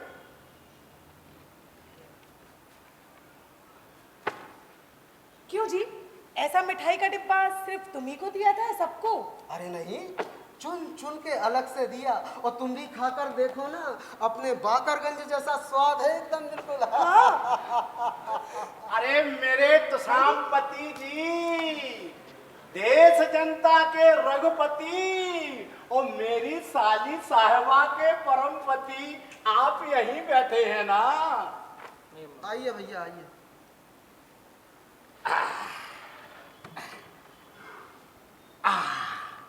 अब देखो, ये मेरी कोई मजाक तो है नहीं। ये जो मामला है ना, आपकी क्रांतिकारी नेस ने मुझे बहुत ज्यादा पसोपेश में डाल दिया भाई। वो क्या है कि जब से आप क्रांतिकारी बने हैं ना, तब से इस निहार वाला के बहन ने तो मेरा जीना दूभर कर दिया। दिन रात कटोटती है कि आप भी समय रहते आप जैसे क्रांतिकारी क्यों नहीं बन गए। अरे वो सब छोड़िए ना जीजा जी, ये लीजिए। अच्छा अच्छा, ले, ये रख दे अंदर। मिठाई ये कहां से आई? क्रांतिकारियों का प्रसाद है क्या? लो, ठीक ही तो है। सुशील ने अपने जवानी के दिनों में जेल में रोटी तोड़ी, अब उसका फायदा तो उठाएगा ही ना। आप मुझे उस सुशील के साथ क्यों लपेट रहे हैं? वो देश का एक नेता है, उसकी बात अलग है। ऐसा कहने से नहीं चलेगा। आप दोनों एक ही गांव के लड़के हैं ना, और अब तो काम में भी संगी हो, और आगे जाकर तो आप भी नेता ही बनोगे ना। और सुना है आप भी गांव की रिश्तेदारी के नाते उसके यहाँ आना जाना कर रहे हैं आजकल खूब। क्या आपकी भी उनके साथ जान पहचान है? इन्हीं की बदौलत। मेरी बदौलत? जी हाँ, आपकी बदौलत। आप भूल गए कि आप ही ने तो मुझे सुशील से मिलवाया था ना। फिर मैंने सोचा कि रसूखदार आदमी है, उससे मेल मुलाकात तो करके रखना ही चाहिए, इसीलिए उसके साथ हो गए। वाह, इसका मतलब है कि आप चोरों गुंडों की तरफदारी करेंगे, और तुम भी उन चोरों गुंडों की तरफदारी करके वकालत ना करो। अभी खुद ही तो बासु को कितना कुछ कह रहे थे। अरे अम्मा, गला मत फाड़ो, नहीं मुसीबत हो जाएगी। ये बात निहार वाला, बातों के पंख होते हैं, उड़कर अगर असल आदमी के कानों तक पहुंच गए ना, तो हजार झंझट है फिर। अरे कैसे झंझट? सच्चाई नहीं बोलना चाहिए, झूठ को झूठ ना कहें, चोर को चोर ना कहें, और मैं तो खुद सुशील से ये सारी बातें कहूंगा। नहीं नहीं, बिल्कुल नहीं। क्यों नहीं? क्योंकि इससे आपकी मुसीबतें बढ़ जाएंगी। अरे कैसी मुसीबत? मैं तो देश के लिए ही कह रहा हूं ना। अरे यार, हद हो गई यार। जिसको देश संभालना उसको संभालने दो ना भैया। तुम तो अपनी घर गृहस्थी को संभालो। अगर चोर, उचक्के, गुंडे, मवाली कहते फिरोगे, वो घर में सांप निकल आया, तो अपने आप को संभाल पाओगे क्या? इससे तो बेहतर है, मैं कहता हूं कि अगर राह में भी कहीं पड़ा दिखाई दे जाए, तो झपट के उठा लो और लपेट के अपने फायदे के लिए निकल चलो। ओफो, तो क्या अब हम एक अच्छा काम भी नहीं कर सकते? अरे एक उम्र होती है यार ये सब सुनने की। जवानी में ये सब अच्छा लगता था। अब तो घर में दो दो जवान बेटे बैठे। एक बेटी जिसे काफी नाजों से पाला था, सोचा था किसी अच्छे घर में उसकी शादी करूंगा, लेकिन वो भी करम जली। माँ के पद चिन्हों पर नहीं चली, मेरे पद चिन्हों पर चलकर नेता बनने हो के ठान रखी है उसने।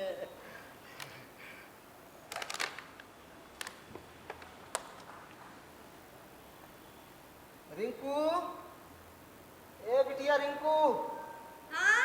इधर आ। ये किताब पकड़ बेटा। मैंने याद करने की कोशिश की है, देखूं याद हुआ कि नहीं। आज भाषण है या जीवनी? अरे इतिहास याद कर रहा हूँ। हर जगह कहानियां नहीं सुनाई जाती बेटा।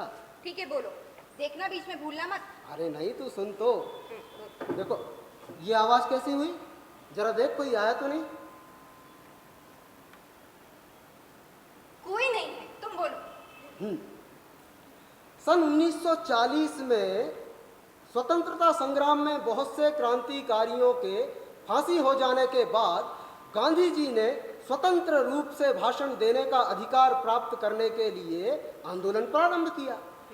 वो लोग पुलिस को समाचार देकर सत्याग्रह करते थे और गिरफ्तार होते थे, है ना?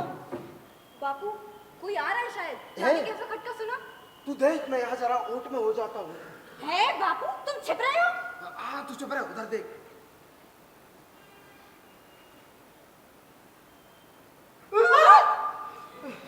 अरे क्या हुआ? तुम हो? अरे तुम वहां क्या कर रहे थे? अरे मैंने सोचा कोई आ रहा है, आहट हुई तो मैं जरा छिप गया था। हाय माँ, अब घर में लोग आएंगे तो तुम छुपते फिरोगे क्या? अरे भगवान, लोग आते भी तो हैं ऐसे शिकारी बिल्ली की तरह धीरे धीरे, और झपट पड़ते हैं वही क्रांति की बातें लेके। अब रोज रोज एक सा झूठ बोलना अच्छा लगता है क्या? ये भी कोई बात हुई भला? अब तुम रुपयों के लिए इतना सा सह नहीं सकते? अरे सहने की भी कोई हद होती है। रोज रोज सुबह शाम मोहल्ले पड़ोसियों रिश्तेदारों को इतनी कैफियत देना पड़ती है कि अपने आप को कभी कभार बहुत छोटा महसूस करता हूँ। कुछ दिन बीतने दो, सब अपने आप चुप हो जाएंगे। और फिर वैसे भी जिंदा रहने के लिए इतना सा झूठ बोलने से कोई पाप नहीं लगता। पाप? क्या पता भगवान। ये क्रांतिकारी सारी उम्र देश की आजादी के लिए पुलिस से छिपते रहे, और मैं अपने ही जान पहचान के लोगों से डरता हूँ, उनसे छिपने के बहाने ढूंढता हूँ। इन क्रांतिकारियों का छिपना कितना अच्छा था भगवान। कभी कभार लगता है कि काश मैं भी अपनी जिंदगी को क्रांतिकारियों की इसी जिंदगी के सांचे में ढाल पाता। हमारा जीवन ही बेताल बेसुरा है। मन्नत किसी के लिए मनाए और भला किसी का हो। वही तो। नमस्कार मौसा जी, बासु घर पर नहीं है? तुम तो विकास हो ना बेटा। बासु तो नहीं है, कोई काम है तो मुझे बता दो। हाँ हाँ, क्यों नहीं। ये रसीद बुक बासु को दे दीजिएगा। उसे पता है कि हम लोग मोहल्ले में वैरायटी शो कर रहे हैं। अध्यक्ष अधो चटर्जी को बनाया है। बासु से कहिएगा 2 दिन के अंदर अंदर चंदा वसूल करके भिजवा दे। 1000 रुपए से काम चल जाएगा। 1000 रुपए? अरे भाई, हमारा मोहल्ला तो छोटा ही है, 40 से घर है। उसकी चिंता आप मत कीजिए मौसा जी, बासु को सब समझा दिया है। वो दुकानों की 100-100, 50-50 रुपए की रसीदें काट देगा। इतना रुपया वसूल कर पाएगा? अरे दशहरा और रावण दहन के नाम पर तो कोई भी दे देगा। लेकिन बेटा, महंगाई की आग बढ़ती ही जा रही है। अरे यहाँ पंडाल का ही 3000 से ज्यादा का खर्च बैठ रहा है। तब भी हम कुछ भी नहीं कह रहे हैं। अरे तो वही तो कह रहा हूँ बेटा कि इतनी महंगाई और सबकी इतनी मुसीबत, तो इतना रुपया वसूल करके ले जाओगे क्या? बासु से अगर ना हो पाए तो हमें इत्तला कर दीजिएगा। 2000 रुपए यूं वसूल कर ले जाएंगे। जोर जबरदस्ती करोगे?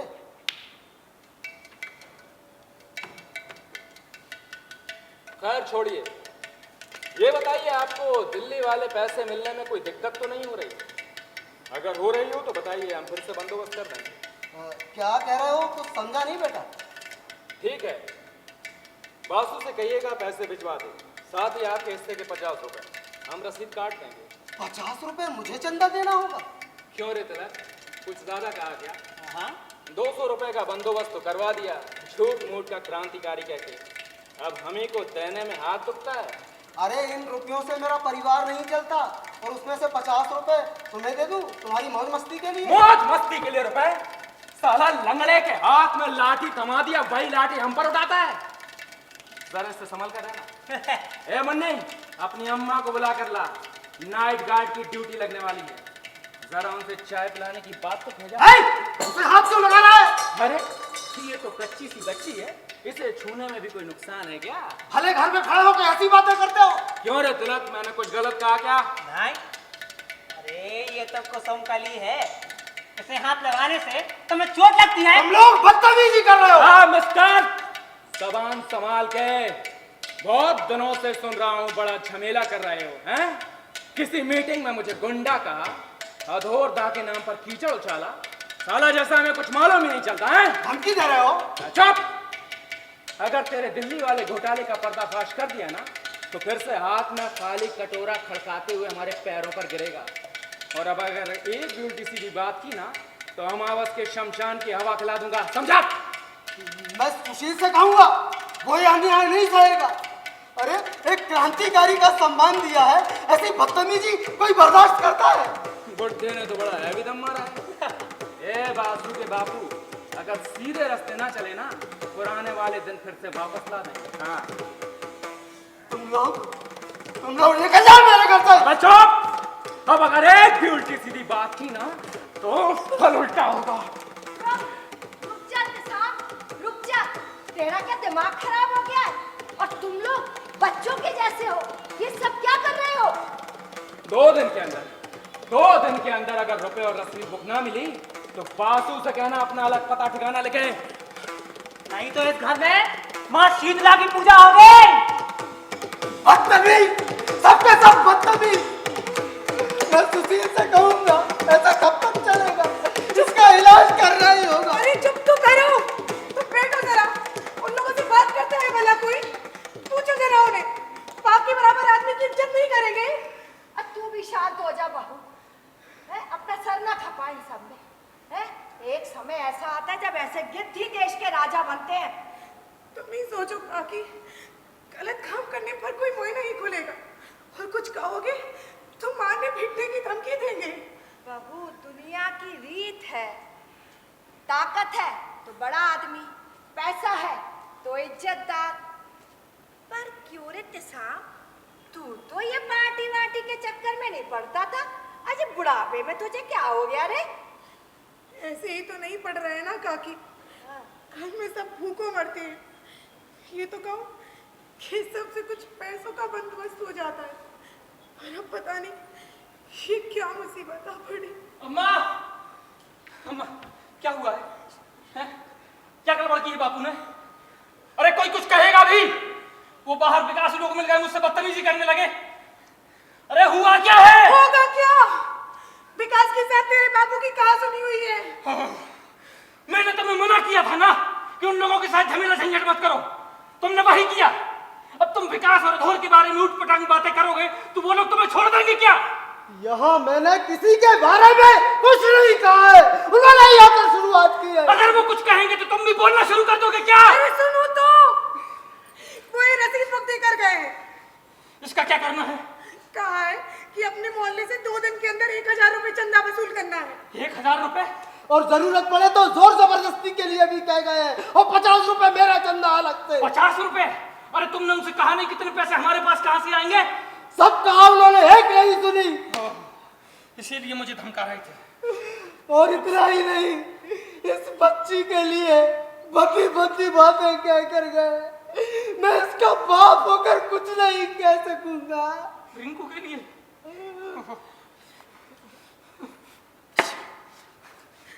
कहाँ जा रहा है? जा रहा हूँ सुशील मुखर्जी के पास।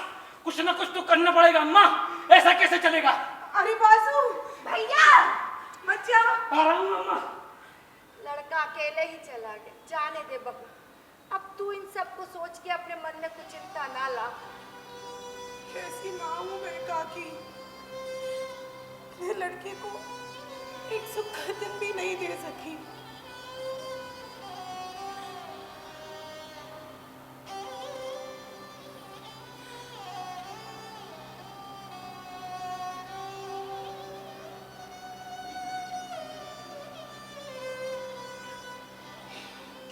अब बहू जरा देख तो, सांझ ढल गई क्या? नलके का पानी ना चला जाए कहीं। बेला तो ढल गई है काकी। अरे मेरा तो बर्तन चौका भी पड़ा है, मैं चलती हूँ। मैं भी चलूं? तुम लोग का हल्ला सुन के चली आई, वहां जाने क्या हो रहा होगा। और सुनते साम, अब तू उनके साथ झगड़े में ना उलझना। मुसीबत आई तो पूरी गृहस्थी चौपट हो जाएगी। चलती हूँ, अब जिस काम से आई थी वो तो रहने ही देती हूँ। फिर कभी करूंगी, तुम लोग के मन मिजाज तो वैसे ही अच्छे नहीं है अभी। चल। कौन सा काम काकी? मैं वो ये कह रही थी कि मैंने तुझसे कहा था ना कि मेरे पोते के नाम पे कुछ पैसों का बंदोबस्त हो जाए, तो तूने सुशील से बातचीत की? अरे उसमें मेरे कहने से कुछ नहीं होगा काकी। क्यों तिसा? वो भी तो देश के लिए ही काम करता था। तुम लोग तो फिर भी हो, वो तो अब जिंदा भी नहीं है। कैसे उसके 2 टुकड़े करके आग में डाल गए थे। चारों तरफ खून ही खून, चेहरे पर नीले नीले निशान। याद है ना तिसा? अरे काकी, ये रुपए उनके लिए मिलते हैं जिन्होंने देश की आजादी के लिए लड़ाई की। मेरा पोता भी तो देश के लिए ही मरा। वो लड़ाई और तरीके की थी काकी। और तरह की? मेरा पोता भी तो गरीब दुखियों की बातें करता था। तुम कहते हो वो लड़ाई और तरह की थी? काकी, अब मेरी समझ से बिल्कुल बाहर है कि कौन सी लड़ाई में किसे रुपए मिलते हैं, किसे नहीं। मैं कुछ नहीं समझ पाता। और फिर तुम हमारी गृहस्थी के लिए कोई उपाय नहीं कर सकते थे साहब? सच मानो काकी, मैं कुछ नहीं कर पाऊंगा। रहने देते, चलती हूँ। देश की सेवा ही तो की थी और चिंता भी नहीं रहा। तुम कहते हो और तरह की लड़ाई थी, होगी क्या पता। चारों तरफ आग लगी हुई है, घर गृहस्थी नहीं संभलती। ऐसे में कोई जिंदा रहेगा क्या?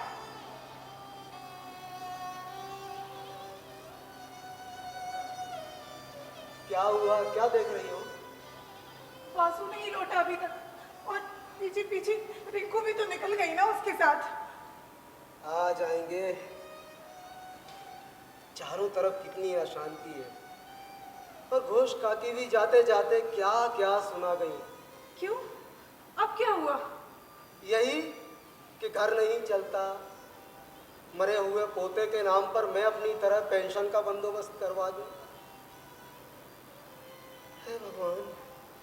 पर मुझे तो ऐसा याद है कि उन्होंने तो, उनके जो पोते हैं, उनने ही धमकी दी थी सुशील मुखर्जी को मारने के लिए। दादी के पोते ने ही अपने दोस्तों के साथ मिलकर सुशील और अधोर को मारने की धमकी दी थी।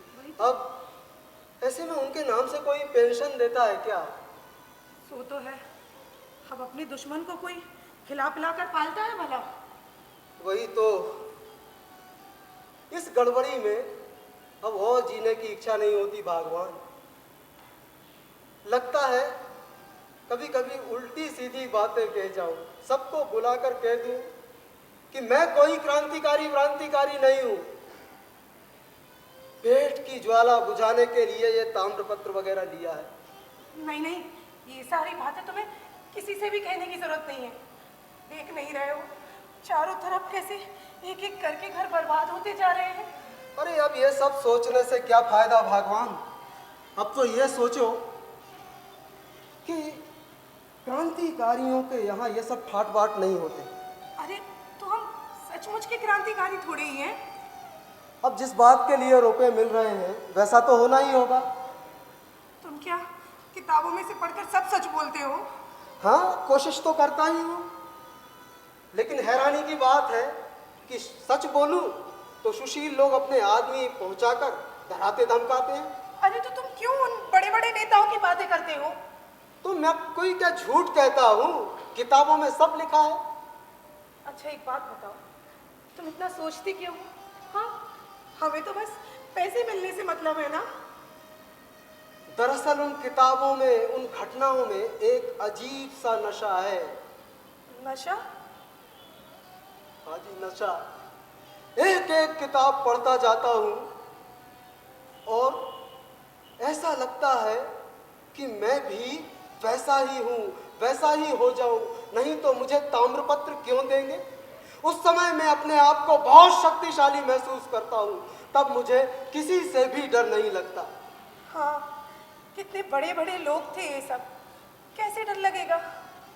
लेकिन सुशील लोग इन बातों पर विश्वास ही नहीं करते, मुझे रोकते टोकते रहते हैं। अरे मैं कहता हूं कि जो क्रांतिकारी अपना जीवन तुच्छ मानकर जिंदगी भर देश की लड़ाई के लिए, देश की आज़ादी के लिए लड़ाई करते रहे, जंगलों में, देहातों में, शहरों में लड़ते रहे, जेल गए, फांसी के तख्ते पर चढ़ गए, उन्होंने तो ये सब पैसे के लिए नहीं किया था। और अब वो बूढ़े हो गए हैं, इसलिए आंख कान बंद किए रहेंगे, सच को सच और गलत को गलत नहीं कहेंगे, और इन विकास जैसे गुंडों के इशारों पर नाचेंगे। तुम अभी से इतना क्यों सोच रहे हो? वासु गया तो है ना सुशील मुखर्जी से बात करने के लिए। अरे तो अब वो सुशील कोई नई बात थोड़े ही करेगा, वो तो खुद आजकल इन विकास जैसे गुंडों को नाराज करना नहीं चाहता। तुम ऐसी बातें करते हो ना तो मुझे ना जाने क्यों डर लगता है। डर? तुम्हें याद है जब शादी के बाद पहले शहर आकर घर बसाया था तो शहर से डर लगता था। उसके बाद जब बासु हुआ तो तुम्हारे जीने मरने का डर सताता था। बासु के जन्म के बाद तुम्हें खून की कमी हुई तो डर लगता था। दुकान के मालिक का डर, नौकरी कब चली जाएगी जिंदगी भर इस बात का डर। इस पेट में 2 से ज्यादा 3 बार भूख लगे तो डर लगता है। और कब तक डरते रहेंगे हम लोग, तुम बता सकती हो? क्या एक बार इच्छा नहीं होती कि थोड़ा साहस दिखाएं?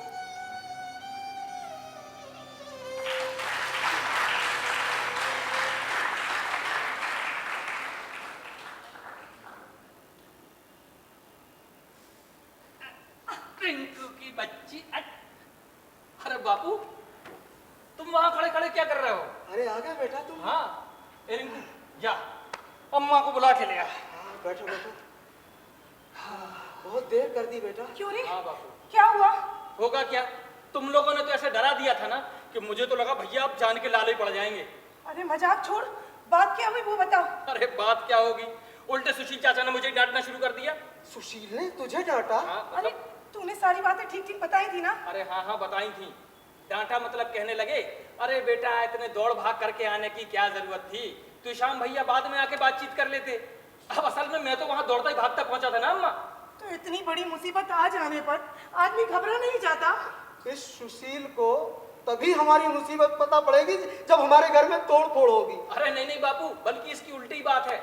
मतलब ये कि अगर बापू को कुछ होगा तो सुशील चाचा ही घबरा जाएंगे। मेरी मुसीबत में सुशील घबरा जाएगा? हाँ, क्या है बापू, तुम क्रांतिकारी तो हो नहीं, और तुम्हें क्रांतिकारी बताकर ताम्रपत्र पेंशन दिलवाने की पूरी व्यवस्था सुशील चाचा ने की है। तो अब अगर तुम्हारा भेद खुलेगा, भंडाफोड़ होगा, तो उनकी इज्जत पे आंच नहीं आएगी। तुझे सुशील ने यह सब बातें कही? नहीं, उन्होंने नहीं कही, लेकिन उन्होंने इन सब बातों को लेके कहा सुनी करने से मना किया है। और उसके चेले चाटे जो घर में बेइज्जती कर गए आकर, उसका कोई उपाय नहीं करेगा? हाँ, उन्होंने कहा है विकास लोगों को वो खुद ही समझा देंगे। और अम्मा, मुझे पसीना आ रहा है ये देख के सुशील चाचा ने मुझे एक गिलास फ्रिज का पानी पिलवाया। और रिंकू, इतना ठंडा कि मैं तुझे क्या बताऊं। फ्रिज का पानी? हाँ, तूने पिया कभी? नहीं। मैं पी के आया। तू तुषार कहाँ भाई, आइए चंद्रकांत भैया। पारिवारिक मीटिंग हो रही है क्या? नहीं नहीं, मीटिंग किस लिए होगी? अरे वो सुशील से मुझे पता चला कि वो तुम्हारी विकास से कुछ झड़प हो गई। हाँ, हुई थी थोड़ी बहुत। अरे हुई थी क्यों कहते हो यार? अभी तक सुलह सफाई भी तो नहीं हुई है ना, इसीलिए सुशील ने मुझे भेजा है तुम्हारे पास। सुशील ने आपको भेजा है? हाँ। लेकिन बासु तो होकर आया वहाँ। अरे मुझे सब पता है। इन लोगों की लोडे लपाड़ों में गिनती होती है ना, बच्चा समझकर पूरी बात नहीं बताई और क्या। सुशील चाचा से मेरी डिटेल में बातचीत हुई है। विकास वगैरह आए थे, पता है तुझे? मेरे वहां से आने के बाद? हाँ, तेरे आने के बाद। और भी बहुत सी बातें हैं। और सुनो, तुम अब एक किताबी क्रांतिकारी हो, झमेला तो उठाना ही पड़ेगा। किताबी क्रांतिकारी? क्या मतलब? आपकी सुशील से बात हुई है? हाँ, थोड़ी बहुत तो हुई है, पर पता मुझे बहुत कुछ है। और मैं तो कहता हूं कि अब क्रांतिकारी बने रहने की गरज तुम्हारी है, इसलिए चलो मेरे साथ सुशील के पास। आपके साथ? बापू नहीं जाएंगे, बल्कि इस बात की अगर कानो कान किसी को खबर हुई तो सुशील चाचा की प्रेस्टीज पर ही आंच आएगी। सौभाग्यशाली बसु, सपेरा को अगर झाड़ फूंक का मंत्र ना मालूम हो ना, तो वो सांप को नहीं पकड़ता है। क्रांतिकारियों की बात थोड़ी बहुत होती है। सुशील ने खुद तुम्हें बुलाने के लिए भेजा है, चलो मेरे साथ, तुमसे बहुत सारी बातें करनी है उसको। बापू को ये बातें करनी है या नहीं, इसका फैसला बाद में होगा। बाद में नहीं, बाद में नहीं। सुनो, क्रांतिकारियों की बातें तुम्हें चालू रखना चाहिए। क्या मतलब? चंद्रकांत भैया, आपकी बातें ठीक से समझ में नहीं आ रही हैं। हद करते हो यार, तुम भी ना तो शाम राजनीति कर रहे हो, उसके गुर नहीं सीखोगे, दाव पेच। देखो, मैं तुम्हें एक युक्ति बताता हूं, तुम एक काम करो, बाहर ही बाहर तुम सुशील के घोर विरोधी होगे, और अंदर में तुम दोनों में गठबंधन बनाकर रखूंगा। चलो मेरे साथ सुशील के पास, वो सब समझा देगा। चलो आओ। अच्छा, आपको इस मामले में इतना इंटरेस्ट क्यों है? मैं सुनूं जरा। अच्छा, वो कहावत नहीं सुनी तूने कि धर्म साधना में जो है परमारथ, लोग उसी को तो कहते हैं स्वार्थ। तो आपके स्वार्थ के लिए बापू नहीं जाएंगे? वो तेरे बाप का कोई स्वार्थ नहीं है। वो हम देख लेंगे, लेकिन बापू नहीं जाएंगे। और सुशील चाचा को जो कुछ कहना है हम ही से कहेंगे। विकास वगैरह इतना समय देंगे तुझे? आप हमें धमका रहे हैं क्या? बासु, तू चुप रह, बात होने दे। चंद्रकांत भैया, चारों तरफ सब कुछ धुंधला सा होता जा रहा है। स्वाधीनता की लड़ाई के नाम पर रुपए मिल रहे हैं, और मैं अपने ही जीवन को पराधीन बनाकर रखूं। शाम तुम थे क्या थे तुम? अपने पेट की भूख को रोक पाओगे, संभाल पाओगे? हाँ, वो तो शायद नहीं संभाल पाऊंगा, लेकिन फिर भी आजकल ये बातें अनबूझ पहेली की तरह लगती हैं। इस दुनिया में जीने की कितनी साध है, पर ये कितना वश में है हमारे। ठीक कहते हो भाई, कहे तो तुम ठीक ही रहे हो। वो क्या है कि जिंदगी भर हम लोग आंख मिचोली ही तो खेलते आए, पाठशाला में मास्टर से, जवानी में बीबी से, और बुढ़ापे में इस दुनियादारी से। मैं तो सोचता हूं कि अब हमें ओट में रहना सीख ही लेना चाहिए। इस आंख मिचौली के खेल को हम पलट भी तो सकते हैं चंद्रकांत भैया। हमारे देश में अच्छे लोग भी तो हैं। किताबों के पन्नों को जिंदगी के पन्नों से मिलाकर जीना बहुत मुश्किल है तुसाम। सो तो है। चलो चलो मेरे साथ, चलो, अब देर मत करो, चलो सुशील के पास चलते हैं। बापू, तो क्या तुम जा ही रहे हो? हाँ, जाऊं, देखो एक बार। बासु के साथ बाद में ही चले जाते जैसे। निहार वाला, क्या मुझ पर भरोसा नहीं है तुम्हारा? नहीं नहीं जीजा जी, वो इनकी तबीयत भी तो ठीक नहीं है ना। अरे एक आदमी ही तो एक आदमी से मिलने जा रहा है। अब कुछ ऊंच नीच होगा तो देखा जाएगा। मैं भी साथ चल रहा हूँ, भगवान सब ठीक करेगा। आनंद कंद भगवान की जय। बापू, चलो। तुम इतना झमेला झंझट होने पर भी जाओगे? हाँ जाऊं, जिंदा रहने के लिए कोई ना कोई बंदोबस्त तो करना ही होगा।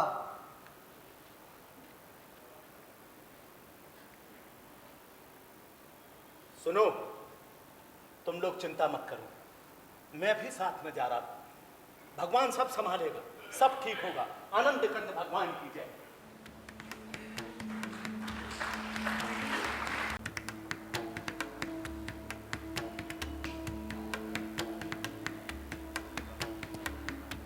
ये भी नहीं आया ना? तेरा पढ़ने में ध्यान कहाँ रहता है? खेल ले पहले। ये पुरानी किताबें फिर ले आए तुम? अरे हाँ भाई, जिंदा रहने के लिए कोई ना कोई बंदोबस्त तो करना ही पड़ेगा। लेकिन तुम तो सुशील चाचा के यहाँ गए थे ना? हाँ हाँ, गया था, लौटते हुए ये किताबें ले आया। तो तुम्हारी उनसे कोई बातचीत नहीं हुई? बातचीत बहुत हुई भाई, बहुत बात हुई। अंग्रेज लोग जिस तरह क्रांतिकारियों को पकड़ने के लिए आम लोगों को पिट्ठू बनने को कहते थे ना, वैसे ही मुझे भी कहा गया। और इसमें उनका साथ दे रहे थे मेरे मौसा। चंद्रकांत? हाँ चंद्रकांत, उन्हें इस काम के लिए रुपए मिल रहे हैं भाई। उनके लड़के की नौकरी लगा दी जाएगी। अब इतने बड़े लालच से भला कोई लड़ सकता है? ए रिंकू, वो सुई डोरा कागज सब उठा बेटा। क्या करोगे तुम? बुक बाइंडिंग, बुक बाइंडिंग का काम फिर से शुरू करूंगा भगवान। अब मुखौटा ओढ़कर तो जिया नहीं जा सकता ना, बहुत मुश्किल है। सरकार को चिट्ठी लिखकर बता दिया है कि मैं झूठ मूठ का क्रांतिकारी हूँ। इससे तो सुशील चाचा झंझट में पड़ जाएंगे। हाँ, थोड़ा बहुत झंझट होगा शायद, मुझे पता है। तुम्हारे साथ उनकी बातें क्या हुई? बात बहुत सीधी सहज है, तुम लोग तो ही कर सकोगे ऐसा। अरे सुशील की पार्टी ने हर मोहल्ले में खून किया है। इन्हीं विकास वगैरह ने उन दिनों मौत का तांडव किया था। अब सब लोग उसका विरोध कर रहे हैं, तो छानबीन होगी। छानबीन होगी तो कमीशन बनेगा और मैं बनूंगा उसका अध्यक्ष। क्यों? अरे भाई, मुझे पुराने क्रांतिकारी का सम्मान जो मिला है, सुशील अधोर से गाली गलौज की है, इसलिए सबका भरोसा अब मुझ पर होगा। मुझ पर कोई शक नहीं करेगा। और चंद्रकांत अंदर ही अंदर मेरे धागे खींचकर मुझे कठपुतली की तरह नचाएगा।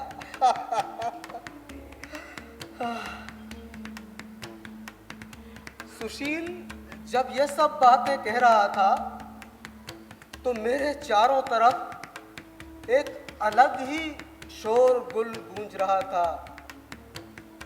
मुझे घोष काकी के पोते का चेहरा याद आ रहा था, वैसा ही जैसा आखिरी दिन उसे देखा था। भोले भाले चेहरे पर घावों के नीले नीले निशान, एक आंख को कोंच कोंच कर फोड़ दिया था, जुबान को सांप की जुबान की तरह चीर कर दो कर दिया था। उसके गले से धीरे धीरे कराहट की आवाज निकल रही थी। पूरे आंगन में खून ही खून, पूरे आंगन में खून ही खून। हे भगवान! रिंकू, ए रिंकू, वो ले की कटोरी ले आ बेटा। इतने लोग हैं, लेकिन तुम्ही को क्यों लपेटते हैं? ऐसे एक आदमी की उन्हें जरूरत है भगवान। हम लोगों जैसा ही एक आदमी। सुशील ने मुझसे कहा कि मैंने तुम्हारी गरीब गृहस्थी के लिए पैसे दिए, अब तुम मुझसे बेईमानी करोगे, मेरी भी कोई जरूरत है। मैंने कहा मैं जानता हूँ तुम लोग पहले जरूरतमंदों को लालच देते हो, लोभ देते हो और फिर उनको शिखंडी बनाते हो और खुद ओट में छिपे रहते हो। अरे भगवान, अनजाने में झूठा क्रांतिकारी बनके ये बातें की थी, लेकिन रत्नाकर डाकू की तरह मरा मरा कहते हुए मुंह से राम निकल गया है। अब मैं उससे कैसे पलट सकता हूँ? ये सब कौन कह रहा है? फिर भी इस मुसीबत में अपने दिमाग को ठंडा रखना। मुसीबत? सही बात कहने पर विकास लोगों ने कहा है कि अमावस के शमशान का रास्ता दिखा देंगे। अरे भगवान, ये क्या जाने कि अमावस की रात में शमशान से सिर्फ डरपोक आदमी डरता है, साधक को तो वही सिद्धि मिलती है। रिंकू, रिंकू, देर क्यों कर रही है रे बेटा? ले आ सारा सामान। आज कम से कम 2 किताबों की बाइंडिंग करना ही है। मैं सुशील को कहकर आया हूं कि एक लड़ाई हुई थी हमारे जमाने में, लेकिन पेट की भूख मिटाने के लिए झूठे दान के सहारे जीना पड़ा। एक और लड़ाई होगी, जरूर होगी, जब तुम लोगों को झूठी जिंदगी बसर नहीं करना पड़ेगी। ए रिंकू, रिंकू, ले आ सारा सामान। इस उम्र में चाहे उंगलियां छिद जाएं, लेकिन एक नया काम शुरू करके ही जाना होगा। अरे उन लोगों की चमड़ी पर खरोंच लगी है, वो क्या पंजे समेटे बैठे रहेंगे? उसके पहले ही काम शुरू करना है। उसके बाद और कोई नहीं तो बासु बाइंडिंग करेगा। तुझे भी ना छोड़े तो तेरी अम्मा बाइंडिंग करेगी, और कोई नहीं तो रिंकू बेटा तू तो है ही। धीरे धीरे एक एक पत्थर भी हटाते रहो तो भी एक दिन पहाड़ का नामो निशान मिटकर सपाट मैदान रह जाता है। ये रिंकू, हारना मत। आसमान को कभी आंखों से ओझल मत होने देना। हे रिंकू, ले आ सब सामान। अभी तो ये तकलीफों की शुरुआत है। रिंकू, देर मत कर बेटा, ले आ सब सामान। रिंकू, ले आ सब सामान।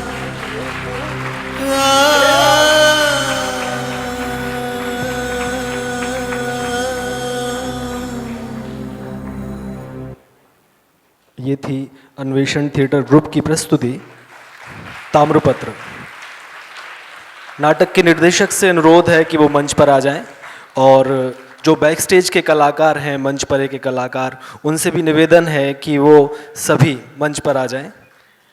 मंच परे जो लोग कार्य कर रहे थे वो हैं production manager doctor Atul Shrivastava, सह निर्देशन मधुसूदन पांडे, मंच निर्माण जो ये आपने मंच देख रहे हैं राजीव जाट, और उनके साथ एक बहुत ही लंबी एक लिस्ट है। बहुत सारे लोगों ने मिलके मेहनत की और ये सेट तैयार हुआ। उनके नाम है आकाश विश्वकर्मा, राजेंद्र राज सूर्यवंशी, देवेंद्र जाट, प्रवीण केम्या, दीपेंद्र सिंह लोधी, निक्की अहिरवार। इन सबसे निवेदन है कि ये मंच पर आ जाएं। अन्वेषण थिएटर ग्रुप के जो भी सदस्य हैं उनसे भी निवेदन है कि वो मंच पर आएं। और रूप सज्जा मेकअप राहुल सेन, मंच सामग्री अमजद खान, प्रकाश संचालन संदीप बोहरे, संगीत संचालन Devendra Suryavanshi, brochure design Manish Dubey, stage manager मैं अभिषेक दुबे। प्रस्तुति में सहयोग हुआ सुमित दुबे, कपिल नाहर, मनोज सोनी, संतोष तिवारी, ज्योति रायकवार एवं अन्वेषण थिएटर ग्रुप के समस्त कलाकार। अब बात होती है मंच पर काम कर रहे कलाकारों की। तो तिलक और भास्कर की भूमिका में थे देवेंद्र सूर्यवंशी, विकास की भूमिका में थे अमजद खान, घोष दादी समता झुड़ेले, चंद्रकांत रविंद्र दुबे कक्का जी, रिंकू ग्राम्या चौबे, वासु संदीप दीक्षित। आप सब इस तरफ आ जाएंगे, आते जाएंगे। निहारवाला आयुषी चौरसिया। और इतने दिनों से आप जो मंच के पीछे से एक आवाज़ सुन रहे थे, मंच के पीछे से जो संचालन कर रहे थे और आज मुख्य भूमिका में थे तुषाम पति सतीश साहू जी। अब नाटक के निर्देशक मयंक विश्वकर्मा, उनका स्वागत करने के लिए, उनका आभार करने के लिए अन्वेषण थिएटर ग्रुप के अध्यक्ष रविंद्र दुबे कक्का जी से अनुरोध है और सह निर्देशक मधुसूदन पांडे।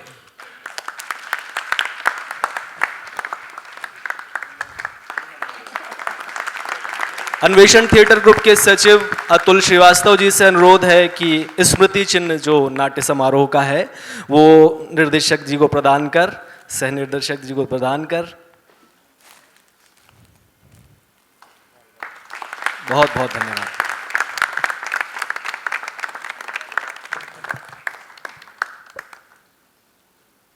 आप सभी का बहुत बहुत धन्यवाद। आपने इतने प्यार से ये नाटक देखा, इसको सराहा।